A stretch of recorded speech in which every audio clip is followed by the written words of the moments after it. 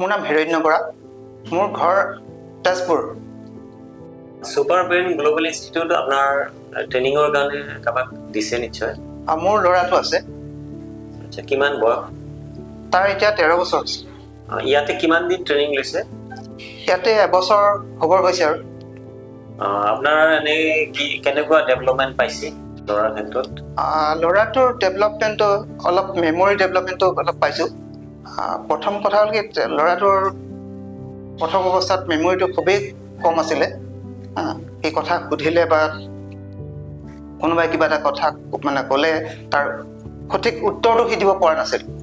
এতিয়া লাহে লাহে সি উত্তৰ দিব পৰা হৈছে, বা পঢ়া শুনাৰ ক্ষেত্ৰতো যিমানখিনি মানে সি পঢ়ে, মানে সি তাক মনত ৰাখিব পৰা তাৰ এটা মেমৰিটো ডেভেলপ হৈছে। খুবেই মেমৰি কম আছিলে, কিবা এটা আছিলে?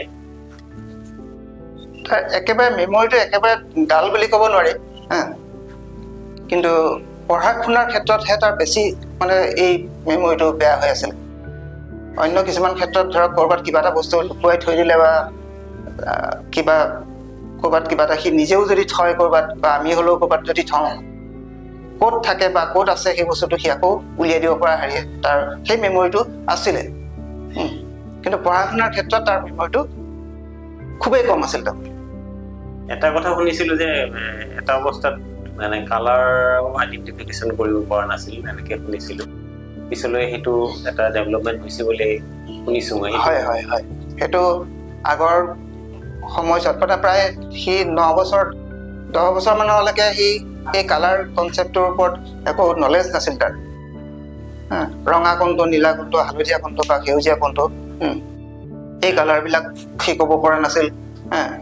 এতিয়া লাহে লাহে সি সেই বস্তুবিলাকৰ মানে ৰংটো দেখিলে সি ক'ব পাৰে যে এইটো বগা, এইটো ক'লা, এইটো নীলা, এইটো হালধীয়া। 10 বছৰ বয়সলৈকে কালাৰৰ কনচেপ্টটোৱে নাছিলে, মনত নাথাকিছিলে আৰু। নাথাকিছিল তাৰ। কিমান দিন পিছত এইটো মানে ডেভেলপমেণ্টটো আপুনি কালাৰ মনত ৰখাটো?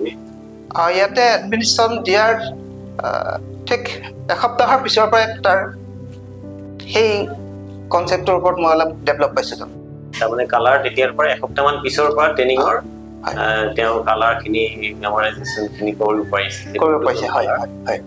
আৰু পঢ়াৰ ক্ষেত্ৰতো তেনেকুৱা?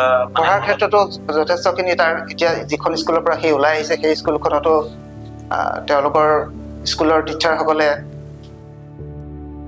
মানে তেওঁক কৈছে, আমাকো কৈছে যে ল'ৰাটোৰ যথেষ্টখিনি পৰিৱৰ্তন হ'ল, যথেষ্ট ভাল পাইছোঁ, সুখী হৈছোঁ আমি। তেনেদৰে তেওঁলোকে আমাক কৈ পঠিয়াইছে। তো আপুনি এই যে পৰিৱৰ্তন আপোনাৰ ল'ৰাৰ ক্ষেত্ৰত পালে, এইটো কেনেকুৱা ভাবে আপুনি? মানে কি ভাবে যে পৰিৱৰ্তনটো সামান্য পৰিৱৰ্তন হৈছে নে বহুত আপোনাৰ হিচাপত বহুত এটা ডাঙৰ পৰিৱৰ্তন হৈছে? ল'ৰাটোৰ ডেভেলপমেণ্ট বা তাৰ মেমৰিটোলৈ চাই আগৰ যিটো অৱস্থাত আছিল বৰ্তমান কিন্তু সেই তাৰ ডেভেলপমেণ্টটো যথেষ্টখিনি বেছি বুলি ক'ব পাৰি।